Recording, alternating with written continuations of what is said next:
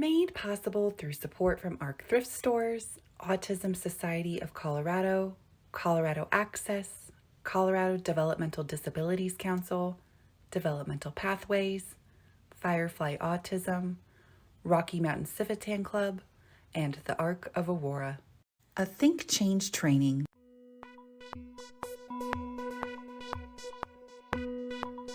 Hey there, everyone. Thank you so much for joining us here today for another vodcast episode, part of our multi-part series all about molding the path to adulthood when it comes to youth with developmental disabilities. I'm here today with another wonderful external expert within our community who's going to be helping us kind of break down those common questions that I think a lot of parents and caregivers, professionals have when it comes to guardianship, when it comes to finances, all these really complicated things that are kind of hard to navigate within our disability community in itself. So before we kind of dive in, I would love for you to share with our viewers and listeners who you are, what you do, and a little bit about yourself. Well, my name is Yvette Plummer, and I'm the executive director of Show and Tell. And I've been doing this work for 16 years, and we help families navigate special education. So that includes transition. So we want to prepare young people for life after school, whether they get the diploma or they age out. And when they age out, they stay in school till they're 21 years old. But we help with that. But we also do parent advising. So if somebody has problems with the school, then they can contact us. Great. And then we do that one-on-one, which I think is very beneficial because they can take their time, they can tell us what's going on, they can vent if they have to because they're frustrated, but we're there to just give them some suggestions and let them know what the law says about things. And so we do that. And then we have a very resourceful website, and we have a bi-weekly newsletter that goes out too. So all the things. Yes, all the goodies. And you've been doing this work for nearly 2 decades. Congratulations. Yeah. That's a long time. It's very fulfilling. It is very fulfilling. I too really enjoy this work. So it's nice to be part of a community and get to know other people within, the disability world who really are dedicated to promoting social justice and having this meaningful dialogue when it comes to people with developmental disabilities that we serve in our community. Right. Yeah. Awesome. Yeah. Well, thank you. Well, first question. Here we go, diving in. So when a youth turns 18, I think a common misconception that parents or caregivers may have is they assume that they are guardian. Can you talk a little bit about this? Yeah, and this it's really sad because we have the transition piece of the IEP. So you would think, well, they'll all be, I'm ready. Yeah. But that's really interesting because then when they're in the real world with their adult child, they don't know that the agencies don't have to listen to you, because they're 18 and they didn't establish guardianship. Then you have the other side of it where it's like, I got to get guardianship right away, and they may not need guardianship because it's very, the lack of a better word, like slavery, because you make the decisions. That person who's the person that's getting guardianship over, I don't know if I'm saying that right, but they can't make decisions for themselves. The parents are making decisions for them, and so does it have to be that restrictive? No, it doesn't. But and I do think that I know parents get a year before their kids turn 18 from the school transfer of it's called. I was going to go tongue-tied, majority, age of majority. I know this, age of majority. Yeah. And so they're given at least a year to plan on what they're going to do, but I don't think they know what that really means, even though it's spelled out. Like they're going to transfer rights to your kid. And I think they still think, well, yeah, but I'm still a parent. I don't think they really understand. No, if you're in the hospital and there needs to be something done to that child and they're 18, they don't have to talk to you. They can talk. And that 18-year-old can make decisions, and it can be really whack and crazy, but they're 18 and you haven't established a health proxy or anything like that. So yeah, you're right. They do. The parents need to really be aware. What does that look like? Yeah.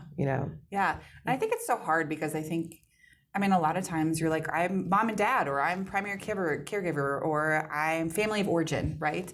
And so I think there's often this assumption that if you have someone who you're caring for who has a disability, you just continue to be considered guardian, if you will, but that really could not be further from the truth. Yeah, absolutely. That's true. So you talked a little bit about this. Guardianship is really restrictive, and it's not right for everyone. It really is not right for everyone. And so, can you share why this is and alternatives to guardianship a little bit?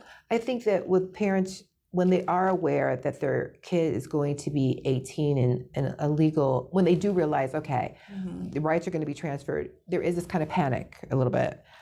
Yeah, but to be fair, it's a panic for even parents who don't have children with disability. Oh my God, did I prepare my kid for life, and they're 18. But if that can happen with parents who have children that are typical, for lack of a better word, then definitely for parents who have children with disabilities. And so you may think, I got to get guardianship, but you can help your child if they have problems with money. They don't need guardianship. You can just be their power of attorney and make financial decisions for them. If it's, they don't know, they do understand their health in some ways, but in a lot of ways it's very complicated. I still think I need to be there and make decisions for them. You get a healthcare proxy or a medical proxy.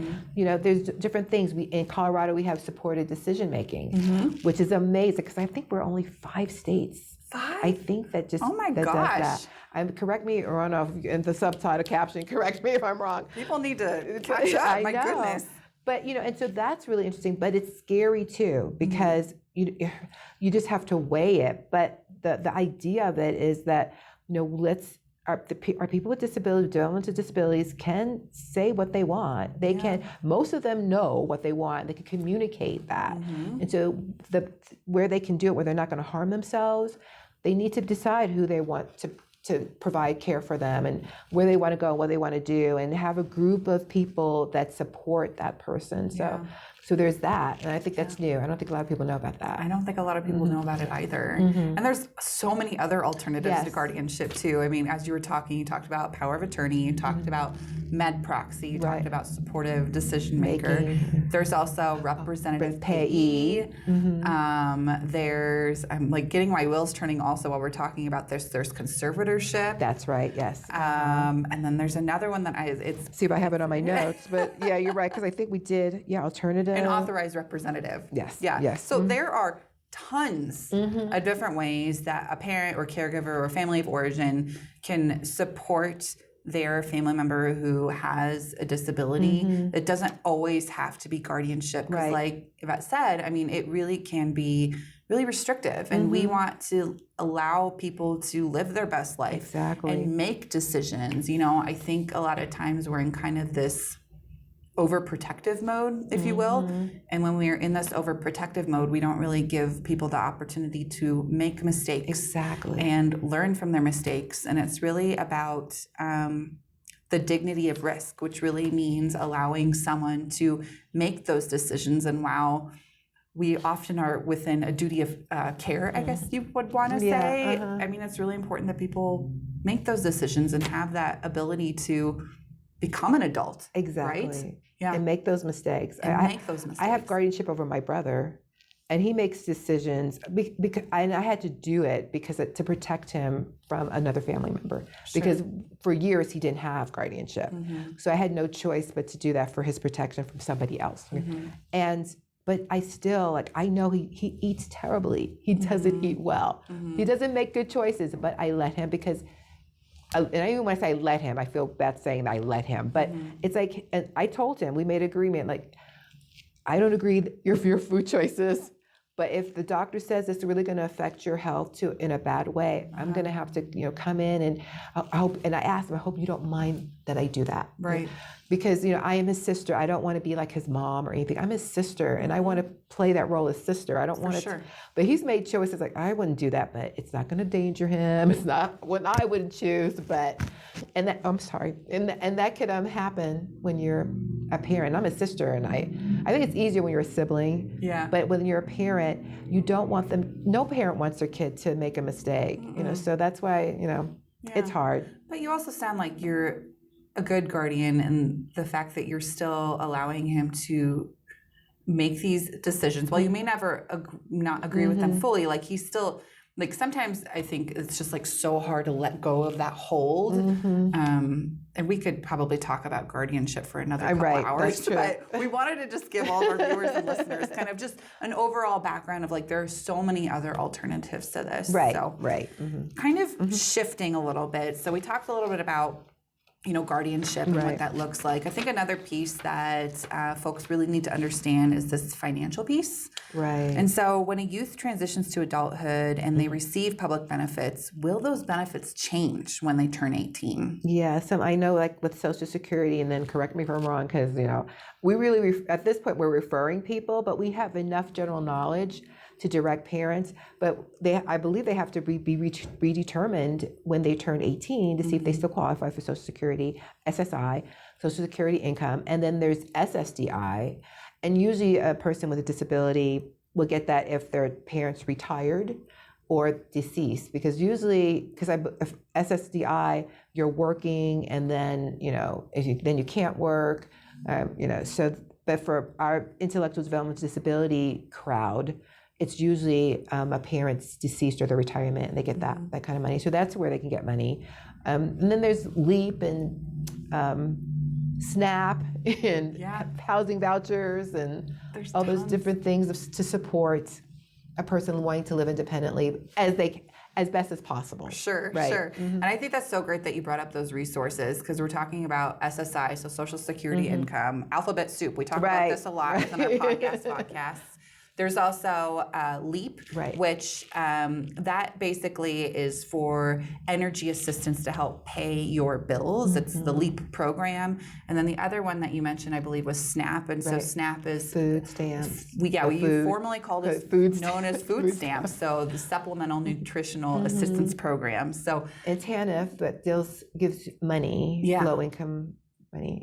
Yeah. So there's a lot of different other programs. I know a lot of our viewers and listeners tuning into this, you may live within Colorado where we are tuning in, but we know a lot of these podcasts and vodcasts reach people beyond our state. So really every state, has different programs available. So I do encourage you, if you are interested, do a little bit of research. Quickie Google search can certainly help you kind of get aligned with what's available in your area. So but yeah, I mean, what you do need to know overall is that things do change. And so it's really important to be on top of stuff when it comes to Social Security, when it comes to exploring Medicaid, things like that. So just don't, I think a lot of times we get those things in the mail and you're like, I'm just going to put this to the side and I'll check this out later. But it's really important that we stay on top of things, because we don't want someone to lose important public benefits that they so rely on. Right. I wish they didn't make the letters so long, because I think people would be more tend to look at it. But you're right. If you don't answer that letter, you may have to reapply all over again, which is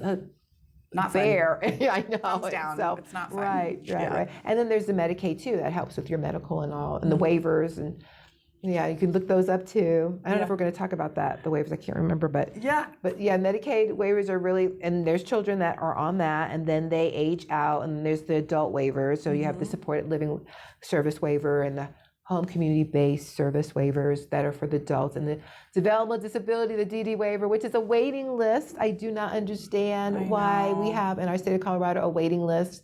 So I'm sure that parents a lot of them are told, put your kid on the list when they're like 13 or 10 or something. Yeah. Because the waiting list is crazy. Well, and I'm happy you're bringing us up, because this is a multi-part series. And so you just brought up home and community-based services or HCBS waivers. And so be sure to tune in to the other episode that we have available within this multi-part series, where we interviewed Carol Meredith, because she talked all about home and community-based services. So be sure to tune in to that episode so you learn all about when you should get on these lists. The lists, if you will. I put it in quotes, but I'm not going to give you all the details now, because she talks about all that in the episode. So be sure to check that out. Yes. And then I would suggest Byron Kish from Easter Seal, Colorado, if you want to talk to somebody who knows the ins and outs of SSI, Social Security, and SSDI. We refer parents to him. I can do general, but when they get into the weeds, okay, this is somebody you want to talk to. Okay. Thank you for the helpful external resource. We're all about resource sharing. Yes, definitely.